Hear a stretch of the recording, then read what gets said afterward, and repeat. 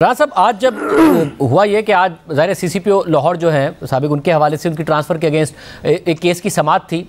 उसमें फिर अचानक हमने देखा कि चीफ इलेक्शन कमिश्नर साहब को बुलाया गया, फिर 90 दिन के अंदर इलेक्शन का मामला उठ गया, फिर सू मोटो का लिख दिया गया है मोजेस बेंच की तरफ से, जिस पर ज़ाहिर बाद में ऑडियो आ गई तो अताउल्लाह तारर साहब ने सवाल उठाया कि आज जो हुआ और चीफ इलेक्शन कमिश्नर को बुलाया गया, क्या वो सोचा समझा मंसूबा था? ये जो सवाल है और ये जो कंसर्न है अताउल्लाह तारर का, क्या ये जमात का कंसर्न है? आप इसको शेयर करते हैं? बहरहाल जमात ने खैर इस बारे में कोई मीटिंग तो नहीं की। प्राइम मिनिस्टर साहब आज मुल्क से बाहर हैं और पंजाब का और PMLN का कोई इस बारे में इजलास भी नहीं हुआ, तो इसलिए ज़ाती राय जो है वो मेरी भी हो सकती है, किसी और की भी हो सकती है। लेकिन देखना तो ये है ना कि जिस राय का इजहार किया जा रहा है क्या वो रेलेवेंट है या नहीं है।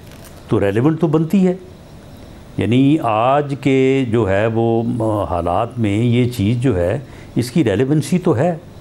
इससे पहले बाबा रहमत साहब के हवाले से भी चीज़ें सामने आई थी, तो उनको अगर उस वक्त जो है वो उनको देख लिया जाता तो शायद ये चीज़ें जो हैं ये रुक जाती। यानी जो लोग रिटायर हो जाएं कि उनके मतलब की जो है वो सारी बात होनी चाहिए। इस तरह से तो मैं नहीं समझता कि कोई अदारा जो है वो अपनी इज़्ज़त को जो है वो पूरी तरह से जो है वो कायम रख सकता है। इन चीज़ों का जो है वो नोटिस होना चाहिए और अदलिया से मुतल्लक मामलात का नोटिस जो है मैं समझता हूँ कि जो मोस्ट रेलेवेंट अथॉरिटी है वो चीफ जस्टिस ऑफ पाकिस्तान है। आप चीफ जस्टिस साहब से मुतालबा तो कर रहे हैं इसकी तहकीकात के हवाले से, मगर क्या इसके अलावा भी मुतालबा होगा आपका, हुकूमत का या जमात का, कि जो बेंच हैं जब तश्कील हो उनकी जो नोयत हो मुकदमात की, उसमें क्या जजेस के हवाले से कोई एतराज़ या कोई मुतालबा आपका होगा?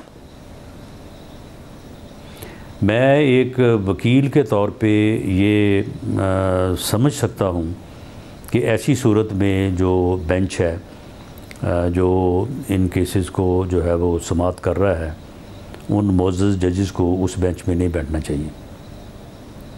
जिनके ऊपर सवाल उठा या ऑडियो में सवाल उठा या नाम लिया फवाद चौधरी साहब ने, आबिद ज़ुबैर साहब ने, उनको या किस जिन पे यानी जिन पे सवाल उठा, मैं समझता हूँ कि किसी को मुतालबा करने की नौबत आनी ही नहीं चाहिए।